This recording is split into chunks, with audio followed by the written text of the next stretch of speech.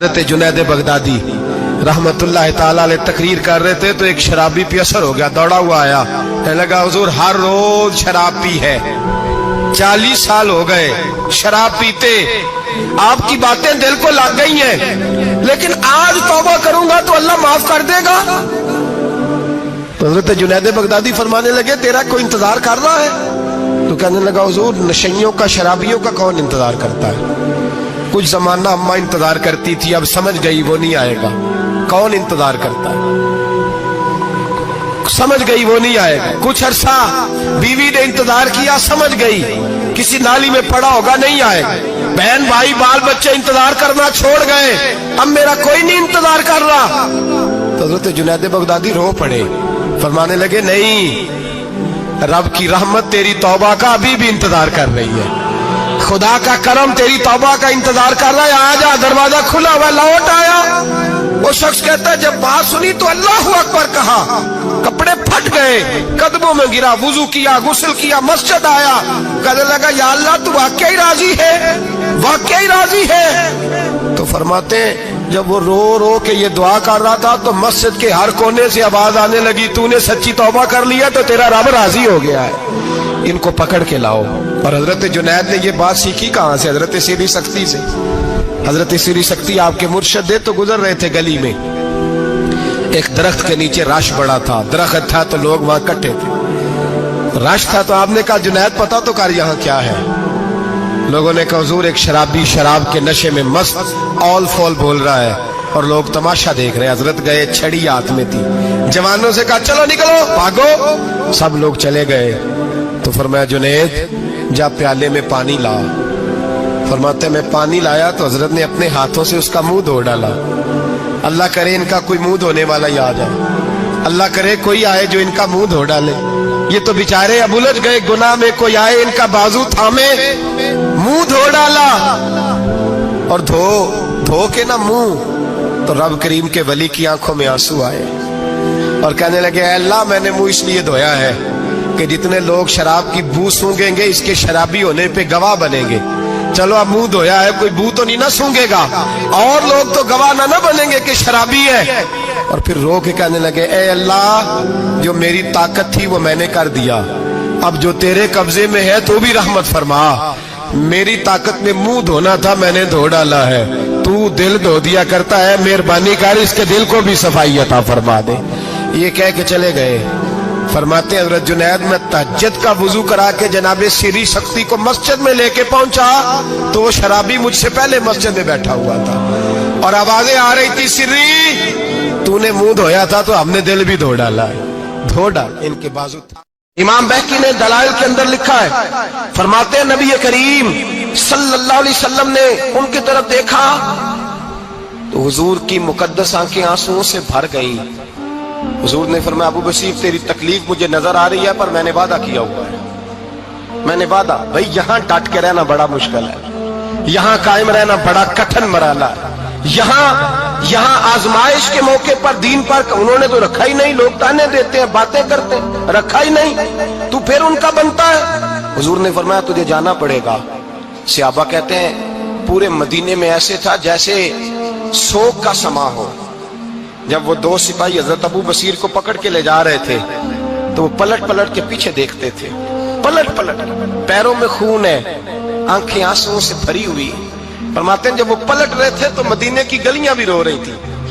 मेरे नबी पाक जब वो आंखों से ओझल हो गए तो हुजूर बैठ गए जमीन पे, नबी पाक ने रोना शुरू कर दिया। फरमाया अल्लाह तूने इस शख्स की मदद फरमानी है, इस पर करम करना है, अल्लाह इसका ख्याल फरमाना।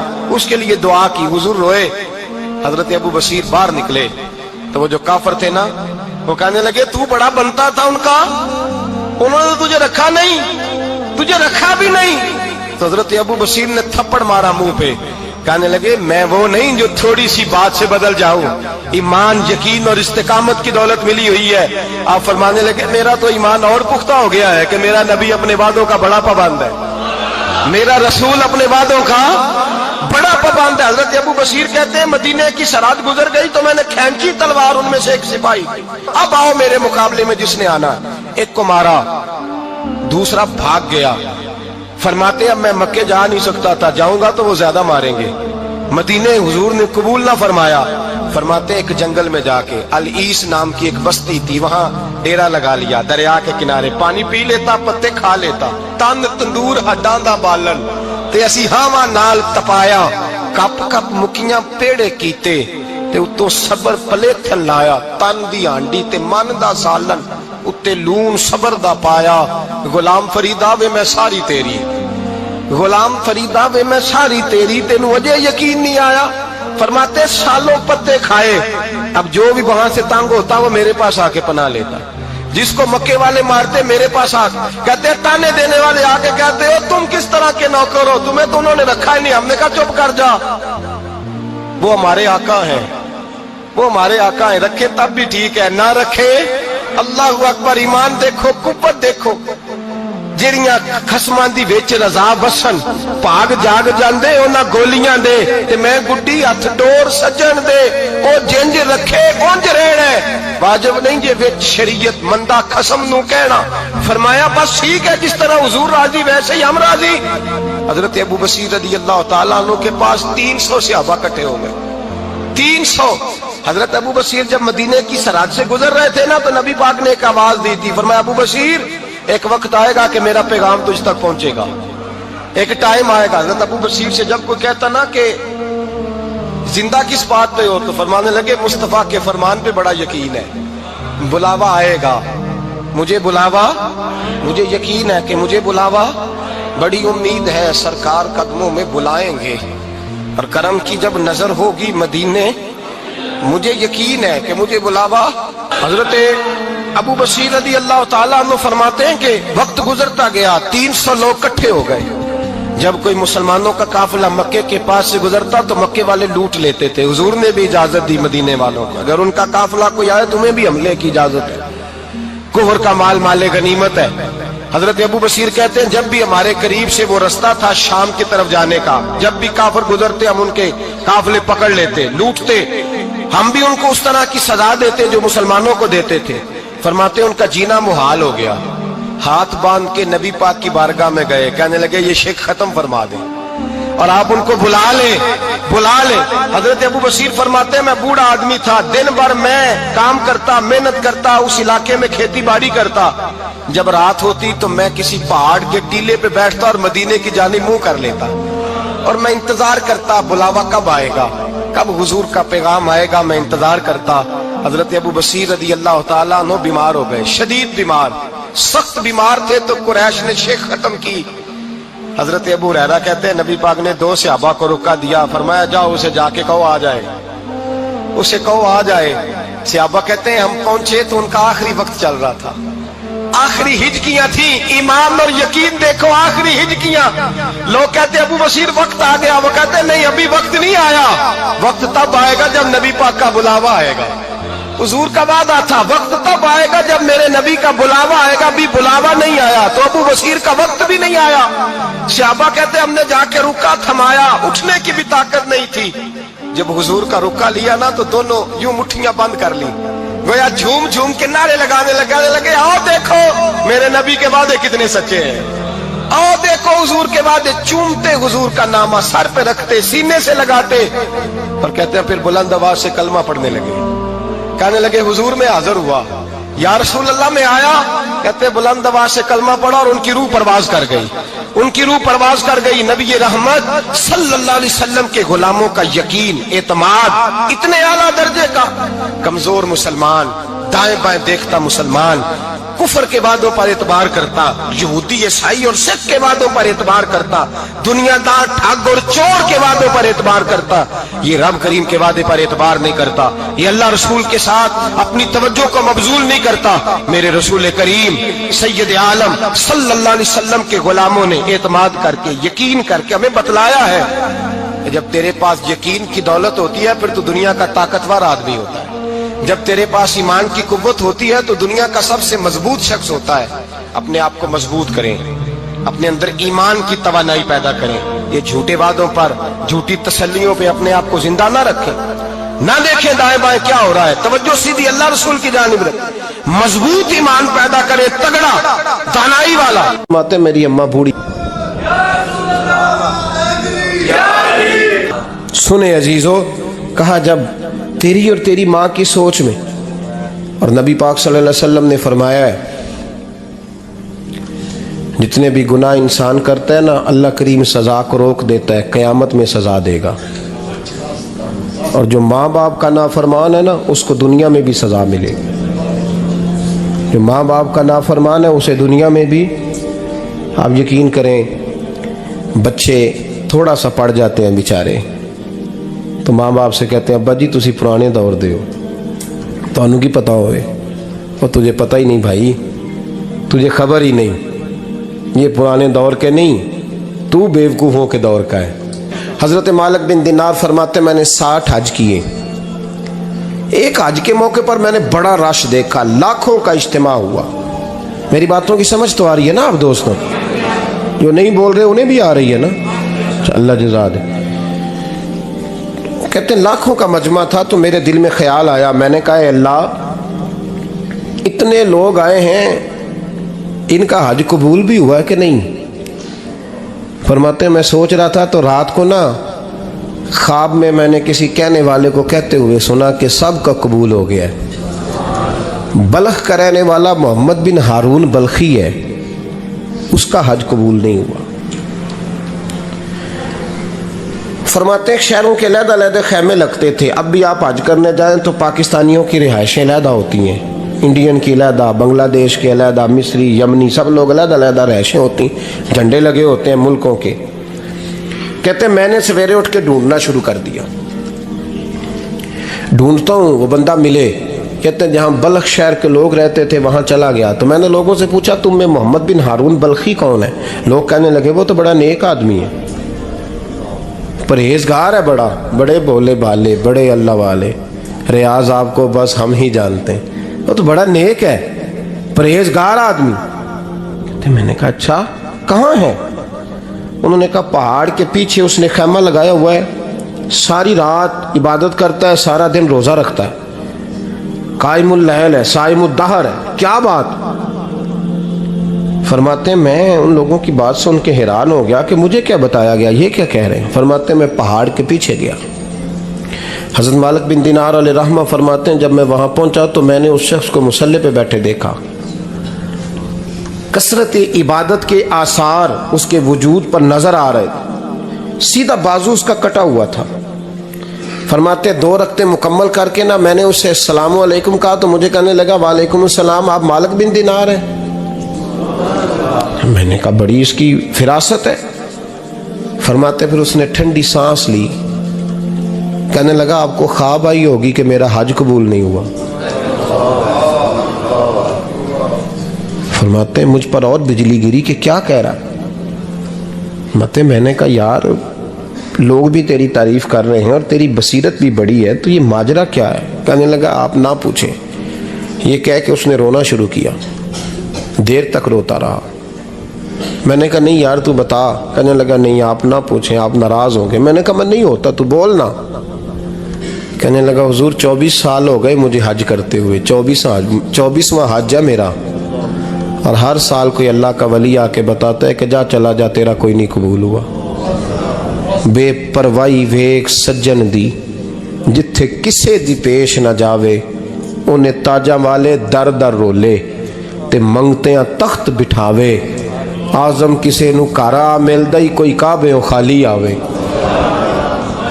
کہتے ہیں اس نے مجھے کہا حضور 24واں حج ہے، ہر سال کوئی بتاتا ہے۔ میں نے کہا تیری غلطی۔ کہنے لگا میں اپنی ماں کا نافرمان۔ میں نے کہا واقعہ کیا ہوا؟ کہنے لگا حضرت اللہ نے مجھے دولت دی، مال دیا، زمینیں دی تو میں عیاش ہو گیا۔ آپ یقین کریں اللہ لوگوں کو مال دیتا ہے تو وہ سمجھتے ہیں میری چلاکی سے آیا ہے، میں تیز بڑا تھا اس لیے آیا ہے، نافرمان ہوتے ہیں۔ لیکن جو رب لینا جانتا ہے دینا جانتا ہے وہ لینا بھی۔ وارث شاہ مان کری نہ وارثاں دا، رب بے وارثہ کر کے مار دائی۔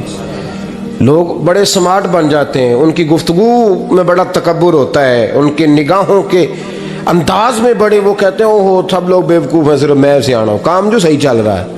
او بھائی 1 منٹ لگتا ہے انسان کو بادشاہ سے فقیر ہونے میں۔ ایک امام مالک رحمۃ اللہ علیہ بیٹھے تھے تو ہارون رشید آپ سے کہنے لگا امام ابو مالک سے, حضرت بتائیں اس وقت اللہ کیا کر رہا ہے؟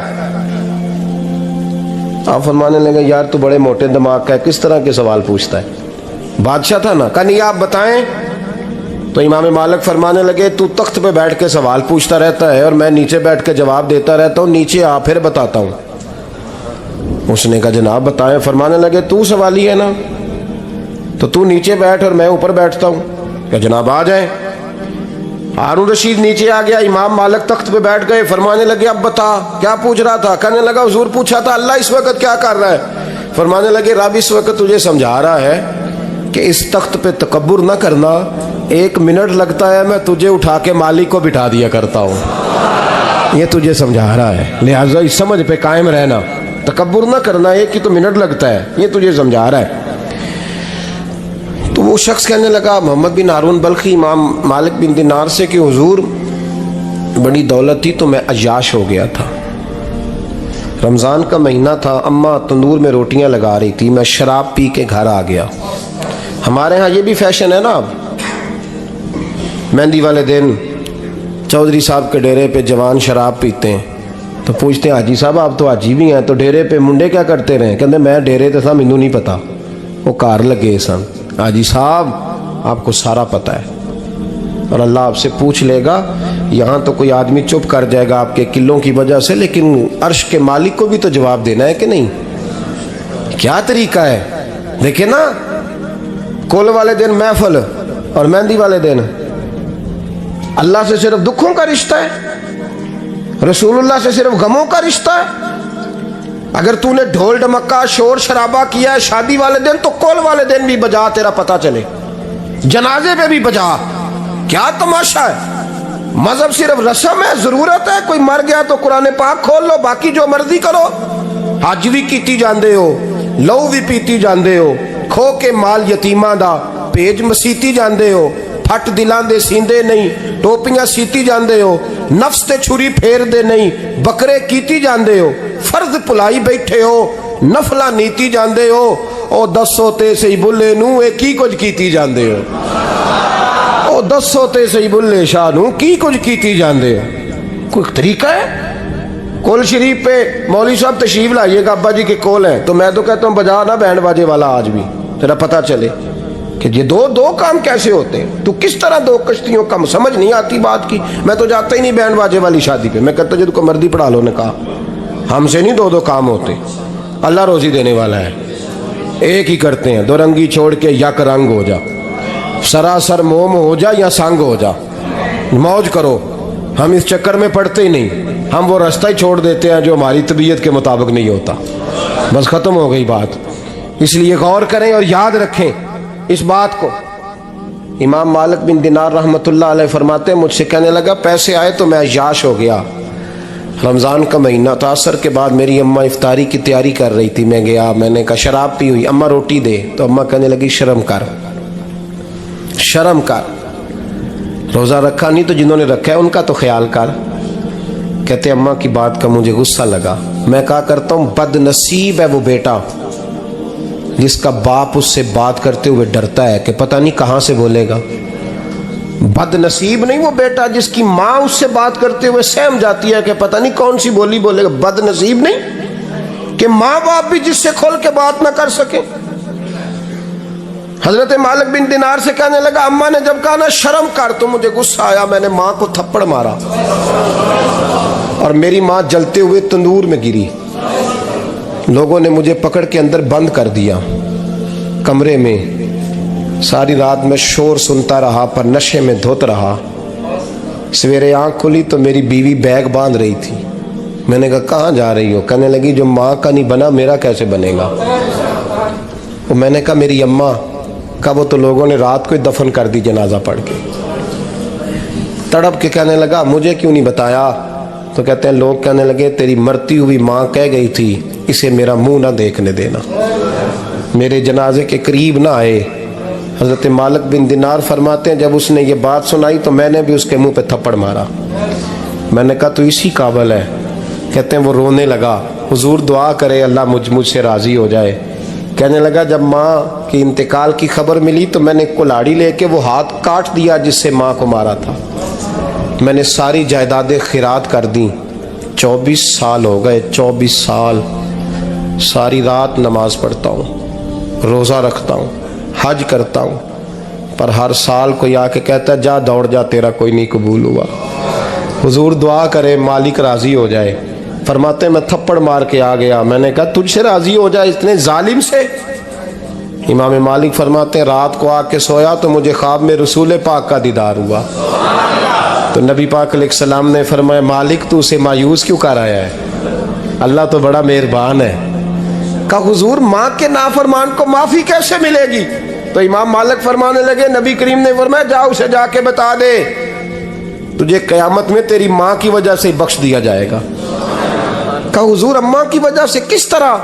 تو محبوب فرمانے لگے اس کی ماں قیامت میں اس کے خلاف مقدمہ دائر کرے گی رب کریم کی عدالت میں. اے اللہ میں نے 9 ماہ پیٹ میں رکھا، درد سہ کے اسے جنا، جگر کا خون پلا کے پالا اور اسی نے مجھے قتل کیا. رب کریم اس کی ماں کا مقدمہ سن کے کہے گا اٹھاؤ اس کو دوزخ میں پھینکو، اس نے ماں جلائی تھی اسے بھی جلاؤ. محبوب فرمانے لگے جب پکڑ کر کے مالک اس کو محمد بن ہارون کو لوگ لے جائیں گے نا جہنم کی طرف، ابھی فرشتے گھسیٹیں گے ہی تو پلٹ کے پھر اماں کی طرف دیکھے گا اور دوسری دفعہ پھر گھسیٹیں گے تو پلٹ کے دیکھے گا اور تیسری دفعہ پھر پلٹ کے کہے گا اماں یہ مجھے جلانے لگے، اماں یہ جہنم میں پھینکنے لگے. میرے حبیب فرمانے لگے وہ جل کے مرنے والی ماں وہاں بھی بول پڑے گی، کہے گی یا اللہ چل میں نے معاف کیا تو بھی معاف کر دے. اے اللہ میں نے معاف کیا تو بھی معاف کر دے، اللہ تو معاف کر دے اسے، اللہ تو اس سے درگزر فرما، اسے معاف کر دے. میرے محبوب پاک علیہ السلام فرماتے رب کریم کہے گا اس نے تجھے جلایا، تو کہے گی اللہ یہ تو بیٹا تھا اس نے جلا دیا، میں ماں ہوں میرے سامنے جلے تو میں کیسے برداشت کر سکتی ہوں. فرمایا اس نے جلا کے مارا تھا پر اسی ماں کی وجہ سے رب کریم اسے جنت عطا فرمائے گا. پلٹا جا کے ماں کے پیروں میں بیٹھ، جا سویرے ان پڑھ باپ سے دعا کرایا کر، جا بالکل انگوٹھا چھاپ باپ سے صبح دعا کرایا کر، دیکھ رب کریم تیرے لیے رحمتوں کے دروازے کھول دے گا. عزیز دوستو قرآن مجید نے کہا ہے وَبِالْوَالِدَيْنِ احسانا، اپنے والدین کے ساتھ احسان کرو، اپنے والدین کے ساتھ احسان والا نیکی والا رویہ اختیار کرو. اس آیہ مقدسہ پر بہت سارے لوگوں نے بہت کچھ کہا ہے، لیکن علامہ سید محمود آلوسی اندلسی رحمۃ اللہ علیہ نے فرمایا موبائل فون سائلنٹ کر دیں، اور یہ جو ویڈیو بناتے تھک جاتے ہیں دوست موبائل فون والے، یہ میرا خیال ہے ویڈیو والے بھائی سے ہی کوئی رابطہ شابطہ کر لیں تو تھکاوٹ نہیں ہوگی، بنی بنائی مل جائے گی. تصویریں اتنا زیادہ ضروری نہیں جتنی ہم نے ضرورت بنا لی ہے، بس ٹھیک ہے ضرورت کے تحت ٹھیک ہے، اتنا زیادہ اس پہ فوکس نہ کریں ورنہ اصل کام رہ جاتا ہے. ہم نے تو دل میں سجا رکھی ہے تصویر یار، بس ذرا گردن جھکائی دیکھ لی، تو اس لیے اتنا زیادہ اس کو ضروری نہ بنائیں، حد ہی ہو گئی ہے تصویروں والی. میں تو گزارش کرتا رہتا ہوں کہ اشتہار بھی بغیر فوٹو کے چھپے تو زیادہ اچھا لگتا ہے، اور میری یہ بھی رائے رہتی ہے کہ تھوڑا نام لکھا جائے، محمد اجمل قادری سے بھی لوگوں کو پتہ چل ہی جائے گا کون صاحب آ رہے ہیں. ہمارے اشتہار پہ کچھ ایسے القابات لکھے ہوتے ہیں جن کا عام آدمی کو ترجمہ بھی نہیں آتا ہوتا، تو ایسی چیزیں پرنٹ کرنے کی کیا ضرورت ہے. تھوڑے القابات کے ساتھ سادہ کام کریں، سادگی میں ہمیشہ حسن ہوتا ہے، اور جو سادگی ہوتی ہے وہ ملاوٹ سے پاک ہوتی ہے. اللہ تعالیٰ آپ کو بہترین. بس بیٹھ جائیں اپنی جگہ پہ بھائی، تشریف رکھیں سارے سنگی، اور میری طرف توجہ کریں. بچہ کوئی اٹھے تو اسے پیار سے بٹھا دیں.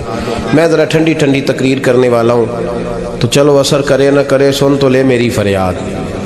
نہیں ہے داد کا طالب یہ بندہ آزاد، اور سبحان اللہ بھی صرف آپ نے اللہ کی رضا کے لیے کہنی ہے، یہ بھی یاد رکھیں. کبھی کسی مولوی نعت خواں اور کسی کی توجہ کر کے سبحان اللہ نہ کہیں، ورنہ آپ کو ثواب نہیں ہوگا. صرف اللہ کی رضا کے لیے. اور میرے لیے یہ بھی کافی ہے کہ آپ چپ کر کے بھی سنیں تو مجھے اس کا بھی بڑا فائدہ ہے. سننا بہرحال آپ کے لیے بہتر ہے, اس پہ ضرور سنیں. میں چھوٹا آدمی ہوں لیکن کچھ باتوں سے بڑا پریشان ہو جاتا ہوں. جب لوگ کہتے ہیں نا جس کا ایمان ہے وہ پڑھے, تو جو بیچارہ ٹینشن میں بیٹھا ہے, سوچ کہیں اور چلی گئی ہے, وہ بے ایمان تو نہیں نا. تو کیوں اس قسم کے جملے ہم بولتے ہیں جن کی شریعت ہی ہمیں گنجائش نہیں دیتی, اجازت نہیں دیتی کہ جس کا ایمان ہے وہ ہاتھ کھڑا کر لے. تو جس نے تازہ بائی پاس کرایا دل کا, وہ ہاتھ کھڑا کرے گا تو مر جائے گا بیچارہ. اس کو حکم ہے کہ وہ نیچے رکھے. یہ جذبہ ہے, ضرور ہونا چاہیے.